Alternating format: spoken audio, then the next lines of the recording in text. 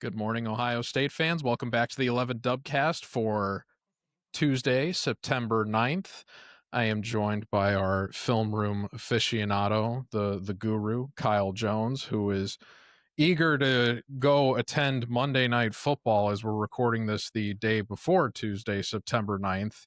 He is an adopted son of Chicago, and so he's going to be not only fervently rooting against JJ McCarthy out of those interests, but also as our 11 Warriors Soldier Field correspondent for the game. Kyle, how you feeling? You excited for Monday Night Football and to talk about Grambling State today? I mean, the march to 17-0 for the Bears, just the same as the march to 16-0 for Ohio State. You know, you feel a lot of W's this fall. We've already got a couple from the Buckeyes, so I'm sure the Bears will follow suit, no problem. Well, I just hope their stadium turf or grass or whatever substance they're playing on holds up based on some of the videos we've seen out of there today. But by the time this video airs tomorrow morning, we'll have the answer to that. Another thing we already have the answer to is how much can we really glean out of a 70-0 win over Grambling State? At least I seem to have my answer, which was not much. That was why I went out of my way to talk about Michigan with Chase on yesterday's episode of the Dubcast. I have to be honest, coming out of that game, there are some areas of encouragement if you were paying attention. I think that the battle at right tackle between Phillip Daniels and a player that was illustrated on the Big Ten Network broadcast as being a potential player of the year candidate at the FCS level, Daniels absolutely dominated his matchup. So that's 2 weeks in a row where the guy that wasn't expected to win the right tackle job in camp blows it out of the water in terms of expectations and is now kind of maybe looking like he might be the most impressive lineman across Ohio State's entire offensive line heading into the greater stretch of this campaign. So that's something encouraging you take out of Grambling State. I don't know how good you can feel about Julian Sayin starting the game out, breaking the completion record, because while that is impressive on its face, and many years from now we'll look back on that and remember it out of context, with the immediate context we have right now, we know that a lot of that was a product of just Jeremiah Smith doing Jeremiah Smith things and also the other team just being intimidated by Jeremiah Smith potentially doing Jeremiah Smith things and then doing Jeremiah Smith things. And also Carnell Tate making a couple of truly impressive, athletically marvelous catches. So for film study this week, you are kind of tasked with the difficult assignment of drawing water out of a stone. And yet you seem optimistic that you have done so. And I'm curious, at least on the offensive side of the ball, what did you take away from this game at Grambling State that has at least mildly impressed you? Or do you think we should be just pumping the brakes a little bit in terms of anointing Julian Sayin as the premier Heisman front runner on this team as opposed to one Jeremiah Smith? Yeah, I mean, I think there's a lot that we can learn, but it's tricky in these situations not to read into the wrong things. And so a good example of that, I think Ohio State's tight end room, Jake Butt being a tight end was very complimentary on the broadcast, and for good reason. I think that was Jelani Thurman's best game as a Buckeye. I thought he was really impressive as both a blocker and receiver. He clearly is starting to grow into or understand just the physical, size that he has and his physical abilities, which is great because you never know when a guy, I don't think they ever talked about it, but Bennett Christian didn't really play. It looked like he got dinged up on one of his catches. So you want to have that depth there, and that's super important because clearly tight ends can be really important in this offense.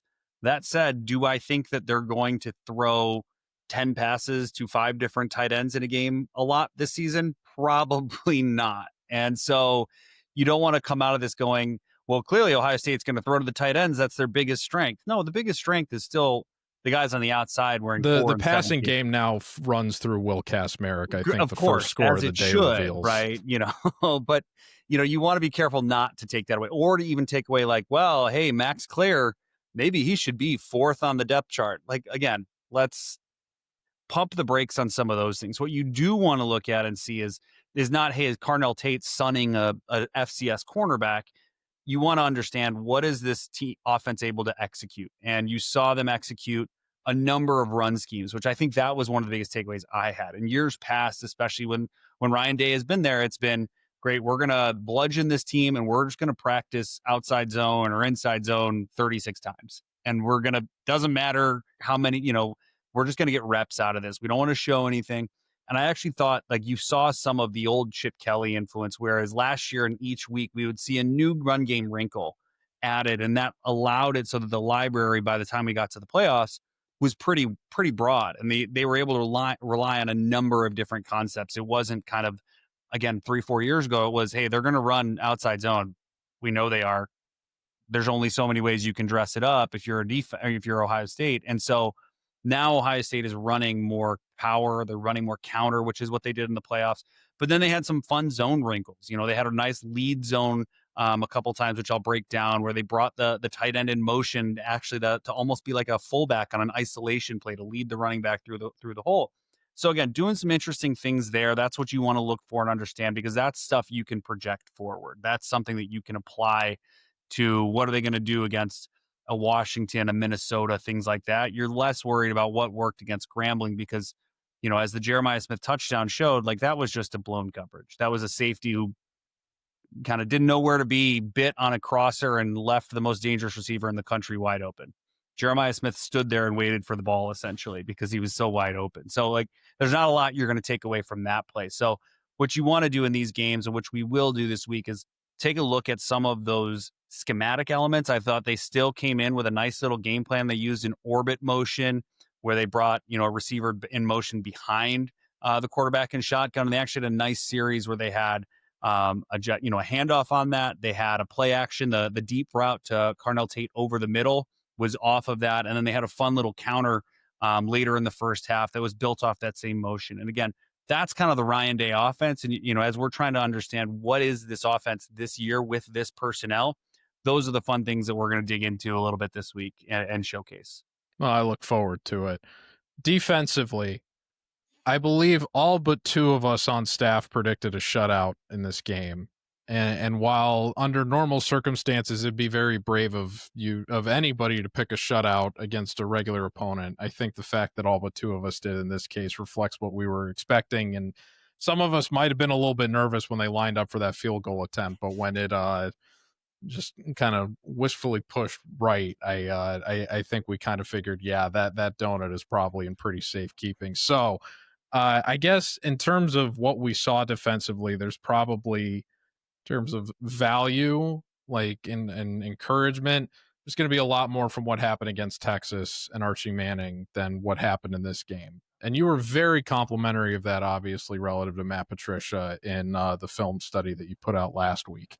So I guess between last week and this most recent game going forward, did you notice anything that they rolled out differently that makes you think that there's going to be a versatile approach to pretty much every game that they go into this season?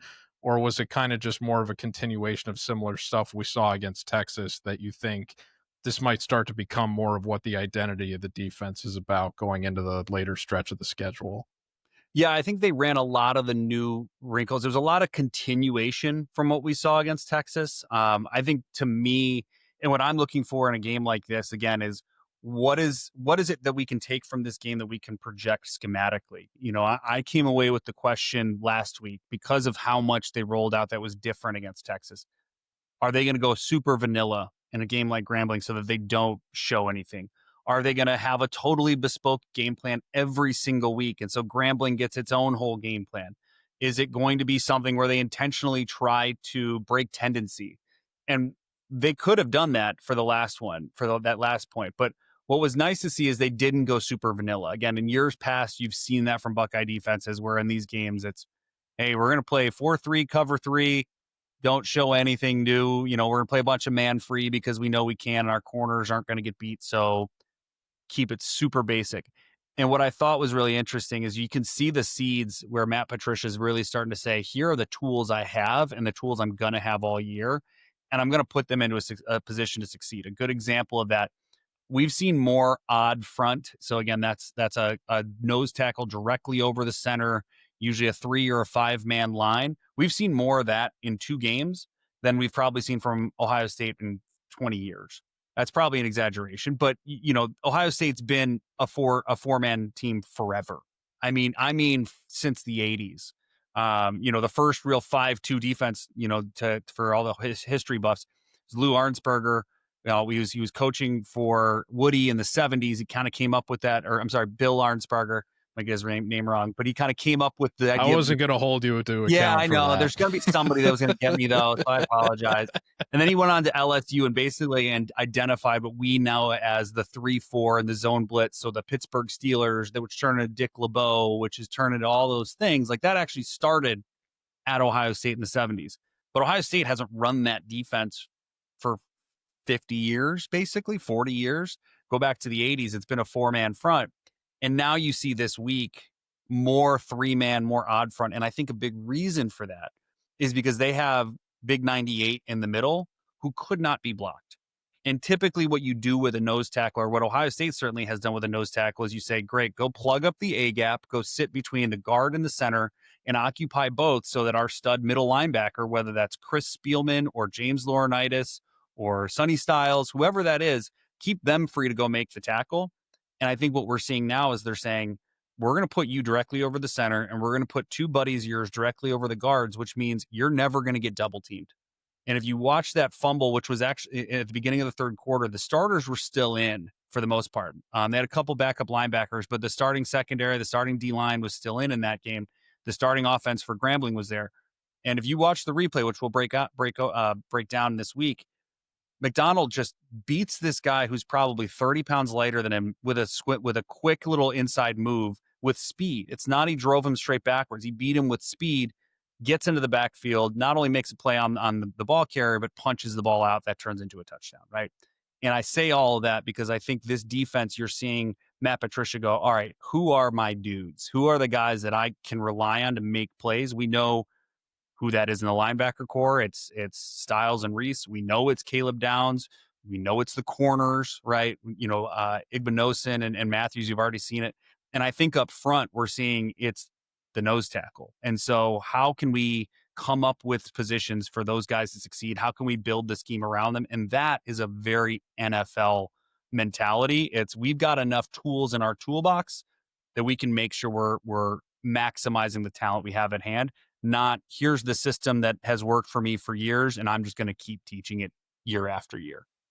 Well, to the earlier point you made in that breakdown you just offered, I'm glad that we've ascended past the years of just assuming that, we can just man up against inferiorly athletic teams, the Kerry Coombs era of we'll just play man coverage against every opponent that we consider inferior to us and we'll get away with it every time. It's nice to see a little bit of, even though we have this with Knowles to various extents, it's nice to see that we've evolved out of that era. Now we're multiple years past that, which I'm sure ruined a lot of really good teams in the earlier part of the Ryan Day era, and we now have a sophisticated defense to match the sophisticated offense that we see. It's good to have it on both sides of the ball. Real quick before we get out of here, the Caleb Downs interception. You're looking pretty good right now in terms of Downs over Smith. Although Smith had a better game than he did against Texas. I mean, I offered up the joke and jest, obviously, that Smith probably drops that throw from the Grambling quarterback. How impressed were you with that play that Downs made? Well, I think he's such a stud. I don't have to tell you that. The play he made is more impressive when you can say like the ball was thrown right to him. He faked a blitz before he dropped in. Right. Like he was actually showing pressure, took a step and a half, and then bailed out. But he covered so much ground so quickly, and like this is the thing that makes him special. He's able to find the center of gravity for whatever is happening on the play. Meaning he's able to get his eyes back where they're supposed to be so quickly and get his body back to follow it as well. And like that's the special trait that when you say like what makes this guy special, he's not a 4'2", he's not 6'5", 300, it's not the measurables. It's those intangibles where he's able to just get eyes where they're supposed to be and get his body to follow. Like there's plenty of guys with eyes, but their bodies don't react.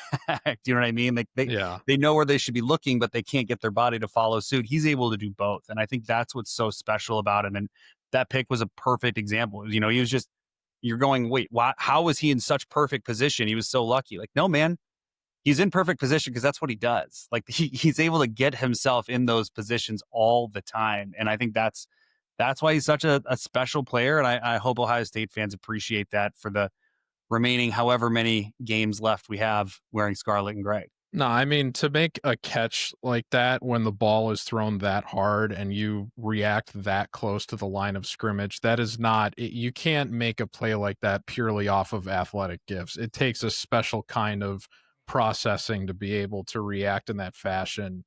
It was, it was honestly, I think, the most impressive play I've seen him make while he's at Ohio State. And considering the level of opponent, I think that says something. That out of all the great moments he's had, including that punt return last year, that interception, I mean, you just don't see players on defense.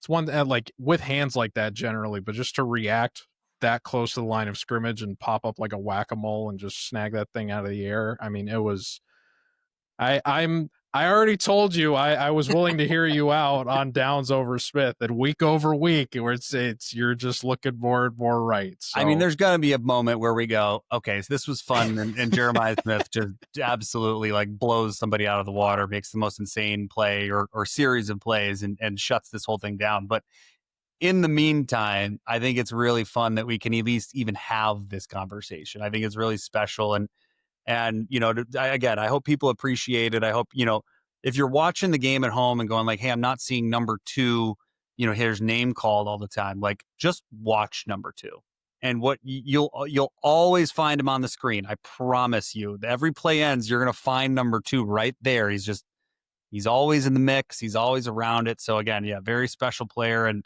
somebody that I think we're lucky that we get to spend time talking about and watching all the time. and I'm sure you're hardly going to be upset if you have to eat crow on one of these film studies in the coming weeks because Jeremiah Smith popped up for 200 yards and 3 touchdowns against a FBS opponent. So we'll look forward to that when it happens. Until then, we have the Grambling State analysis you just teased us with to look forward to this Thursday on the 11 Warriors YouTube channel. So look out for that around noon, 12:30, midday on Thursday. And we'll have Jones back every Tuesday morning during the season this week to tease more of these film analyses. So, Jones, thank you very much for joining us. Enjoy Monday Night Football this evening, and thank you for tuning into the 11 Dubcast. We will be back with Dan Hope tomorrow morning for the Wednesday episode. Tune in. Take care, folks.